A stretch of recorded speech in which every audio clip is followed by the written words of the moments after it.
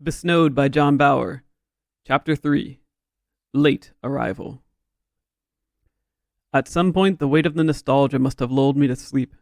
Thinking about how me and Lumi met all those years ago led to slipping into the realm of dreams. Subtle hints of lost phrases and misguided mistakes, dim lights finding their way past the last corners of a closed mind, everything mixed together in the deepest guilt and warmest happiness that morning on the train. I found myself in an image of St. Vincent's Church in Besnowed. The old building sat just off the central square. The main gate proudly wore local lumber in contrast with the stone walls of the other empty nearby structures. Standing on the steps up to the front door, you could see over the market tents crowding the plaza. Anyone actually standing there would easily be drawn to the first tree at the square's center. The frozen branches dripping in ornate icicles, shining like a star to the very top. During the Frithicnian season, there would even be a crystal spider worn as a crown, a tribute to St. Vincent's beloved pet. Inside the walls of the church, Lumi and the kids were gathered near the altar, and rows of pews were filled with our family.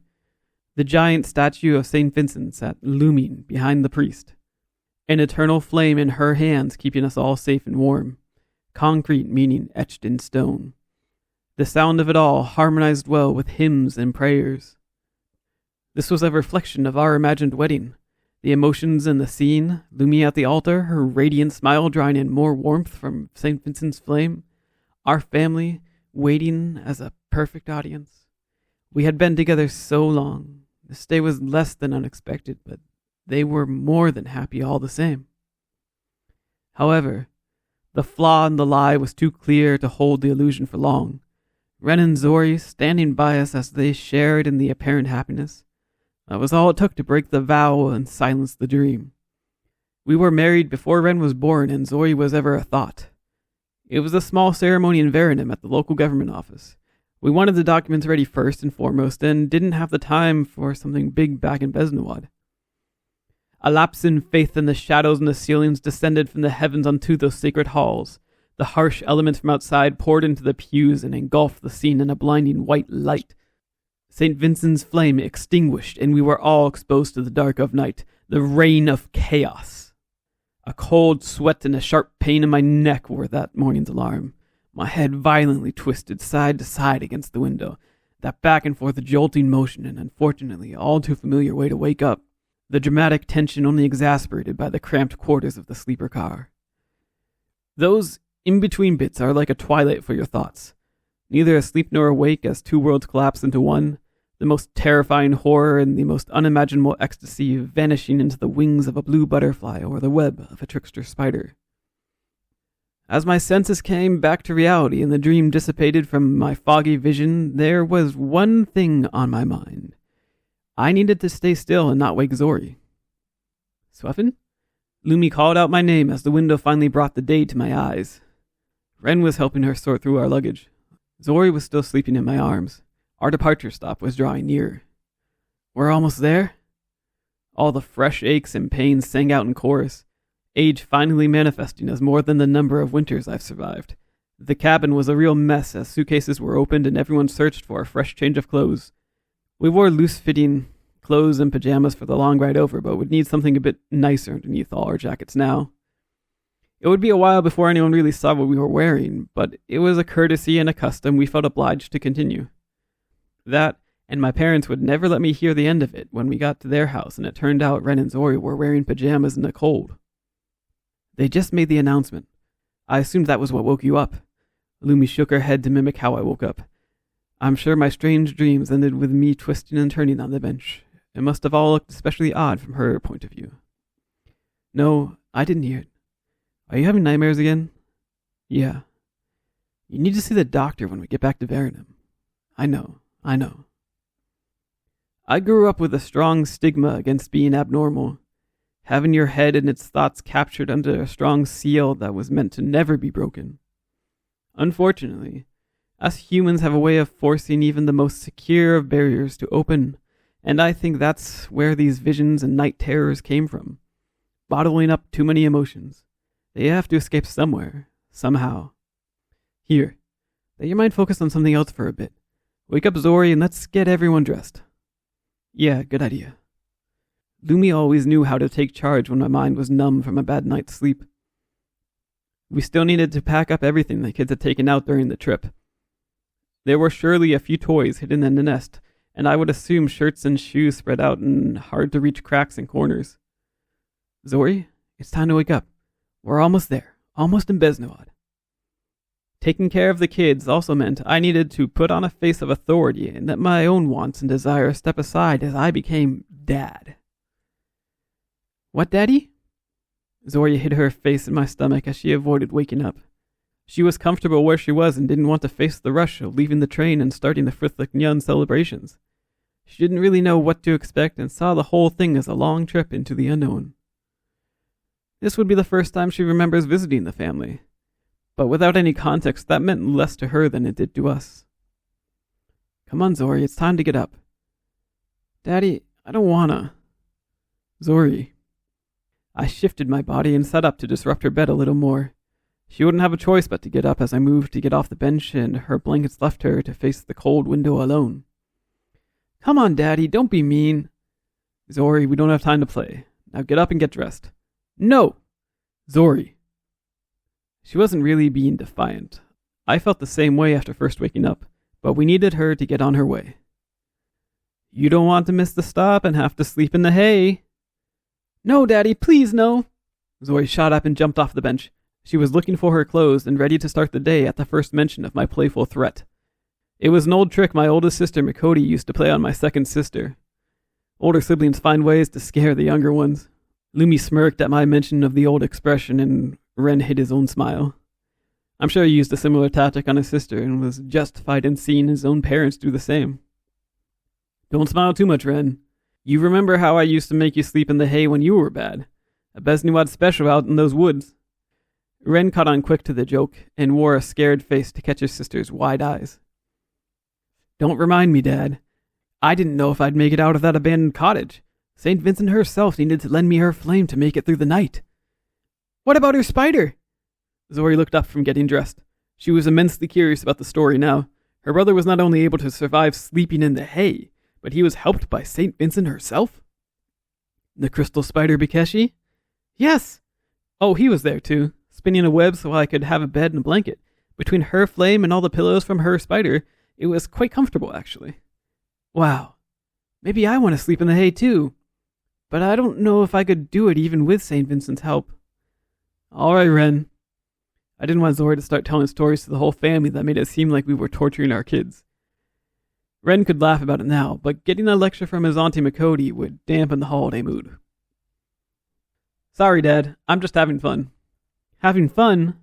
Zori looked up with a question mark in her eyes. It was Lumi's turn to hold the conversation as me and Ren looked to start cleaning up before we braved the cold air outside. Zori, come over with me. Let's make sure your hair is brushed, and I can't believe you put on your clothes before washing your face. Sorry, Mommy.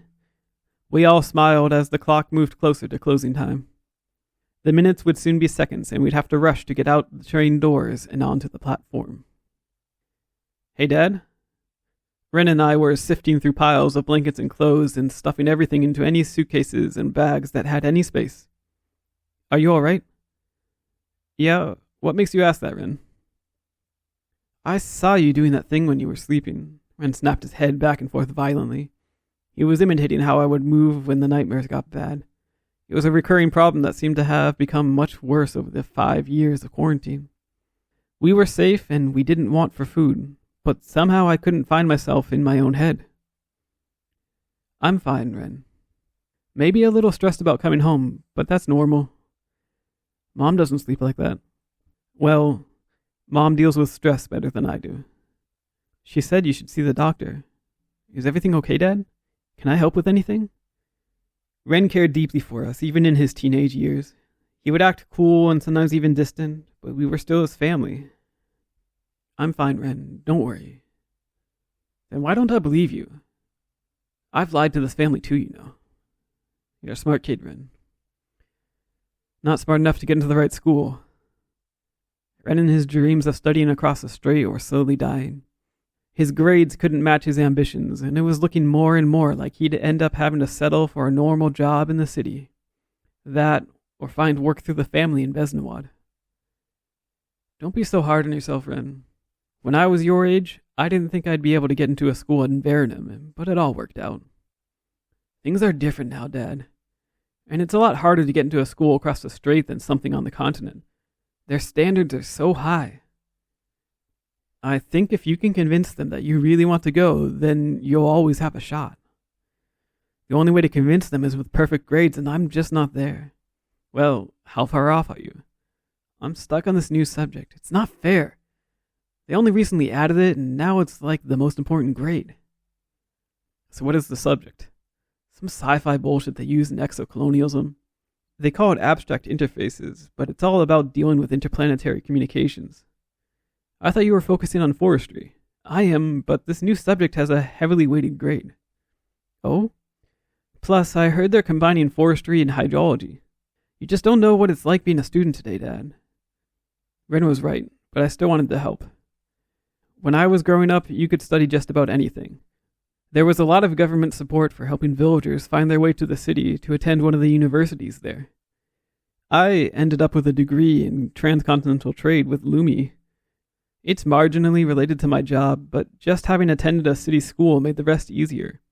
Work permits and residency, qualifications and tenure, having graduated from any school in Verona made the administrative steps all but ceremonial. Well, if you can survive sleeping in the hay, then you can survive a few more tough years at school. At this point, I'd actually need St. Vincent's help to get the grades I need. Come on, Ren. If you need some help tutoring or more time for studying, let us know and we'll arrange something. I'm fine, Dad. Sometimes he was too much like me, too stubborn to ask for help. It would be so much easier if everyone in my family could feel comfortable exposing their problems. Even with both of us thinking the same thought, neither of us dared give it a voice. Sweffen, hand me Zori's jacket and let's start moving to the exit. Lumi's demand was a bit rushed and took me out of the conversation with Ren. We were running out of time, but in another one of those bad family habits, I answered with sarcastic tones. Yes, ma'am. I've regretted saying the words as soon as the sound left my lips. The evil look rolling down Lumi's brow at least got a laugh from Ren. You think that's funny, young man? Yes, Mom, especially Dad's face.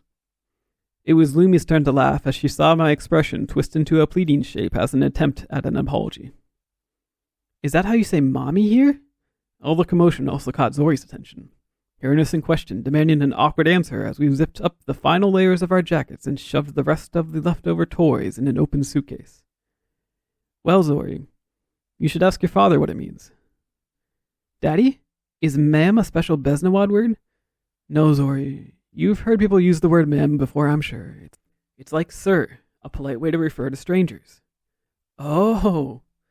Zori giggled to herself as she came to understand my sarcastic use of polite terms. I should be more careful about that. Even if it's mostly meant to be funny, it can teach the kids to be mean. I probably learned it from my own parents, and they from theirs, after all. You are right, though, Zori. Things in Besnowed can be pretty different from what we know in Verenum. Yeah, like how Auntie Makoti always gets us hot cocoa every year when we arrive. Zori loved sharing the rare memories she had from when she was barely a toddler.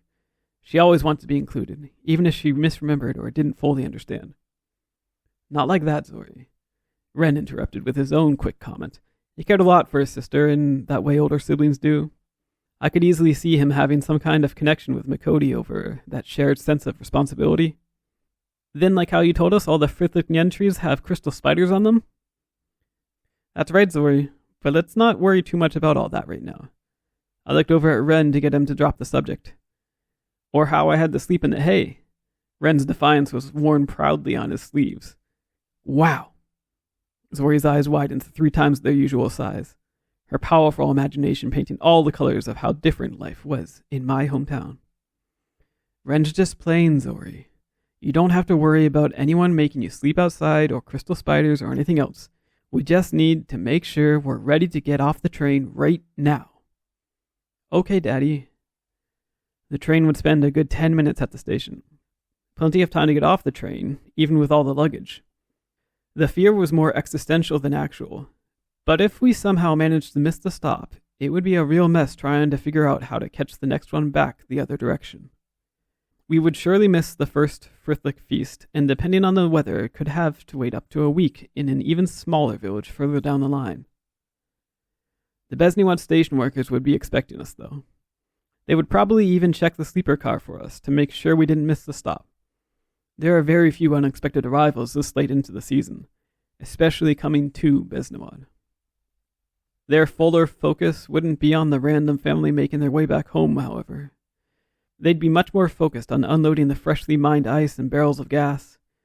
There would likely be specialty goods provided by the city government to help with the Frithlicnian celebrations as well, rare meats and fresh fruit. In recent years, there were shipments going out of Besnowed as well, mostly lumber, but more and more coats and furs as well. Goods made from what we could find in the reforestation wilderness. The bulk of that trade went in the direction of Verenum, though. Locals thought of it as unfair taxes, but I'm sure the contract stated it differently. Daddy, should I call Mommy ma'am in Besnowed? I exchanged looks with Lumi as we held a silent discussion. Looks of authority as we gauged how serious Zori was and if I should avoid those kind of jokes in the future. I like calling Mommy Mommy. Mommy's just fine. Don't worry, Zori. Arriving at Besnowed Station. I repeat, arriving at Besnowed Station. The bell had rung and the time had come. The discussion about how I was teasing Lumi with the word ma'am would have to wait for another day. More than anything, we just needed to make it to the platform and into the station. Pull your jackets on tight, it's colder out there than in Verenum. The last of whatever was left lying around in the cabin was quickly thrown into any suitcase with space. Right, everyone ready? Let's go, let's go, let's go! I waved everyone out of the cabin as the train came to a halt, the messy blankets stowed as best we could make them. We danced like falling snowflakes as our arms filled with luggage and our hearts filled with anticipation until we met the nearest exit down the corridor. The winds were howling and the snow was stinging. What little light there was shone as a cold fire swimming through the frost in the air. The platform was frozen over with more than an arm's length of snow and an ice extended far below. The artificial heat of the train quickly disappeared into the petrified sky. The natural cold and its overpowering presence dominated every aspect of the atmosphere. You two actually grew up here? Living like penguins? Zori's jaw dropped faster than a sled on hard snow as she looked around at the platform painted white. She had seen the snowy fields from the window of the train, but it felt different when they embrace all your senses. 5 years away and I could taste it. The air was cleaner and the nature was wilder. Endless trees, occasional hardy flowers, and if we were lucky, maybe a skittish animal or two. All within our vision as we stepped onto the platform. Didn't we used to go see the penguins? Before Zori was born and Ren was still a little boy, we took a trip to the penguin sanctuary in the neighboring village. It was something we would talk about often, but only went the one time. I guess, in his memory, we went there multiple times. Just the one time. No, I'm sure we went there a bunch of times. Remember how we got to sleep with the penguins, the little baby chicks huddled around us to keep warm? No way. Zori jumped up and down, shifting her jackets into less warm wrinkles. Ren's dry wit became clear for me and Lumi, though. One of those older sibling games to make Zori feel extra excited about something that doesn't exist. Yeah, maybe you can get Grandpa Kumri to take you there. Daddy, can Grandpa Kumri take us to see the penguins? Well, it'd be easier to get Grandma Kumri on your side first. Oh yeah, she loves penguins, right? You remember the gift she sent to you last year for Frithlicnian? Ren didn't want his parents to interrupt his scheme and butted back into the conversation. A simple question to make sure the idea stuck in Zori's head as I mentally prepared myself for all the greeting just beyond the platform doors. A penguin! That was one of the penguins we stayed with. No way. I rolled my eyes at Ren as he held in his laughter. I know he probably often plays those kind of jokes on Zori, and as long as it doesn't go too far, I like to believe it'll make them closer. No matter the reason, it's always nice to step on new soil with smiles and laughter shared between family.